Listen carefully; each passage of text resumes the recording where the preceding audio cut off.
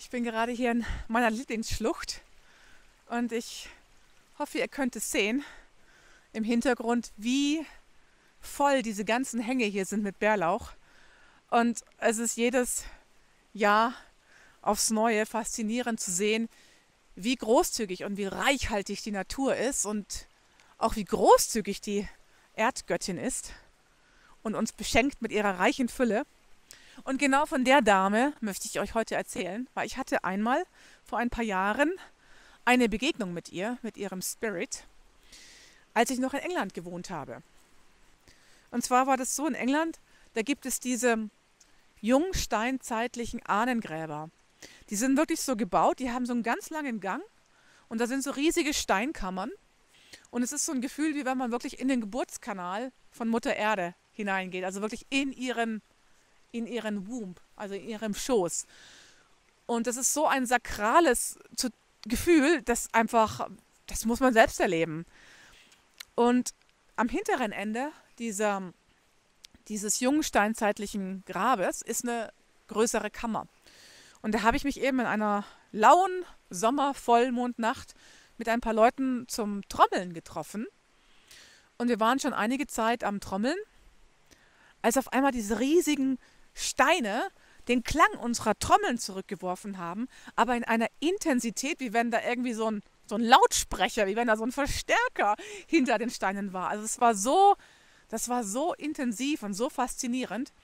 Und in dem Moment hatte ich das Gefühl, wie wenn sich diese Kammer, in der wir uns befanden, so schnell um die eigene Achse drehen würde, dass ich weiß, dass ich in dem Moment gedacht habe, wow, hat die sich jetzt in ein Raumschiff verwandelt? Sind wir jetzt in einem Raumschiff und heben jede Sekunde ab? Also es war wirklich so ein ganz schnelles Spinning-Gefühl, wie vielleicht auf irgendeinem Jahrmarkt, wenn man in diesen Fahrgeschäften ist, so bum, bum, bum, bum, bum, bum, bum, bum, bum, bum, die sich so steigern und immer schneller. Und ich habe auch gemerkt, da war so in dem Drehmoment, da war so eine Steigerung drin. Das war nicht, dass es auf einem Level geblieben ist, sondern es wurde immer schneller, schneller, schneller. Und ich dachte, wo ich echt wirklich so ein Gefühl wie, oh Gott, wo kann ich mich jetzt festhalten, weil wir jetzt jede Sekunde hier durch die Decke gehen und abheben. Und in dem Moment sah ich sie. In dem Moment sah ich sie. Die Erdmutter, die Erdgöttin, wie sie mit uns und unseren Trommeln in voller Ekstase und roher, archaischer Leidenschaft, wie sie mit uns tanzte und wirklich in dieser Losgelöstheit. Und ich habe ihre Energie gespürt und es war so, wow. Und sie sah genauso aus wie diese altsteinzeitlichen Venusfigurinen, die sie überall gefunden haben auf der ganzen Welt. Sie hatte keinen Kopf, sie hatte keine Füße, sondern sie war einfach nur ein riesiger Erdkörper.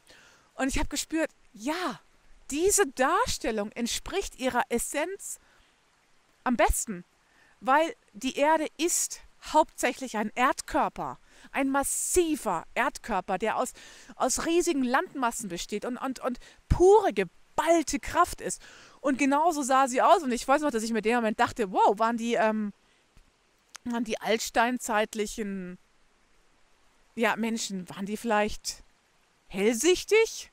Haben die sie vielleicht genauso wahrgenommen und so gesehen? Weil es gibt so viele von diesen Venus-Figurinen, die einfach so dargestellt werden, wo man sich irgendwie fragt, ja, warum hat die Dame keine Füße? Warum hat die keinen Kopf? Und ja, die Erde ist eben diese geballte, archaische Kraft und sie hat mit uns getanzt und in dem Moment konnte ich spüren, warum die Naturvölker sich durch Singen und durch Trommeln und durch Tanzen in eine wahre Ekstase hineinsteigern konnten, weil sie sich mit dieser Urkraft des Lebens verbunden haben. Und diese Urkraft des Lebens, die ist, also wenn man das wirklich in dem Moment spürt, so wie ich es gespürt habe, die knallt einen komplett weg. Also das ist wirklich wie so, da ist man einfach wirklich, das ist wie wenn man an so einen Starkstromanschluss, wie wenn man so mal kurz mit den Fingern in so einen Starkstromanschluss und man ist wirklich so erfüllt von dieser geballten Lebenskraft. Und als ich sie dann eben so tanzen sah, lichtete sich ein Schleier, so wie wenn jemand blitzschnell einen Vorhang zur Seite gezogen hätte. Und ich habe eine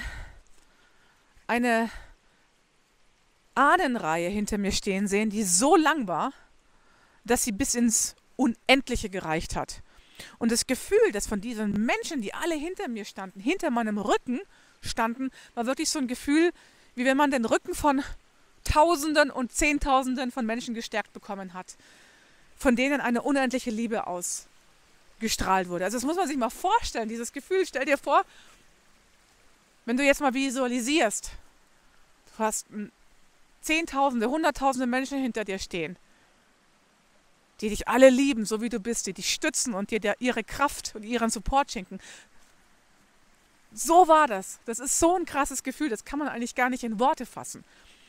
Und ich weiß noch, dass ich mich in dem Moment gewundert habe, weil ich habe so die ersten 2, 3 Leute so angeguckt, die so hinter mir standen. Läuft das eigentlich noch? Ja.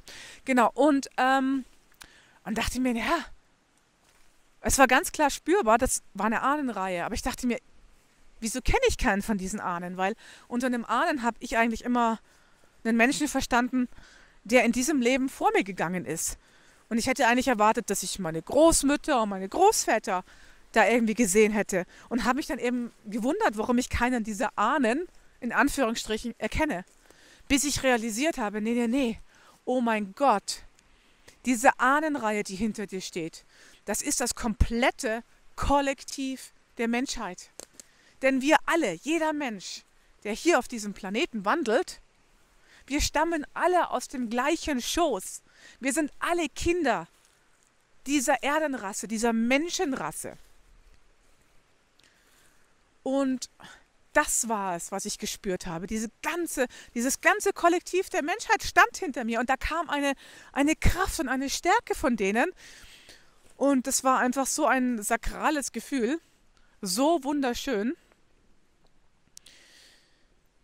Ja, das war sozusagen meine Begegnung, die ich hatte. Und ich blende euch jetzt auch gleich nochmal ein bisschen Videomaterial ein, weil mein Vater und seine Lebensgefährtin, die hatten mich damals besucht. Und ich habe sie halt im ganzen Land, im halben Land rumgefahren, sozusagen Personal Tour Guide, und habe ihnen halt eben all diese ganzen besonderen und heiligen Kraftorte gezeigt. Und habe halt auch immer ein bisschen was dazu erklärt.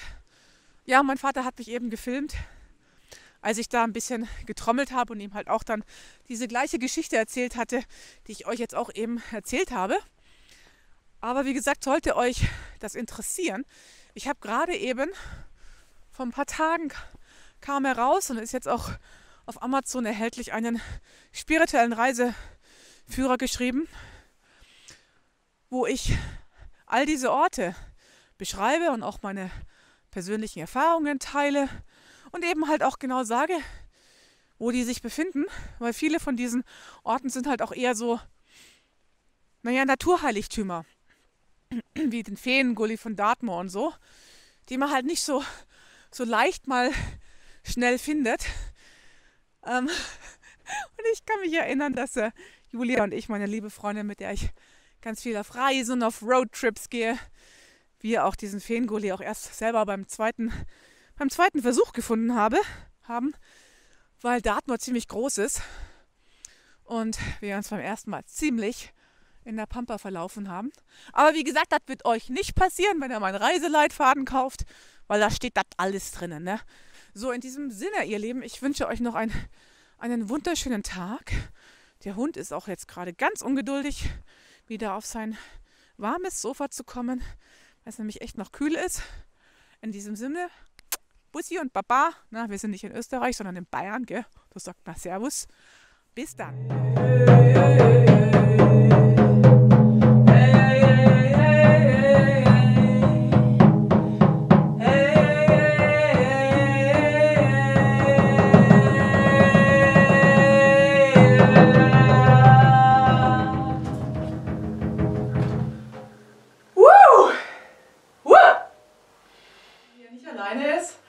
Wie tief, wie diese Energie, wie die plastisch ist.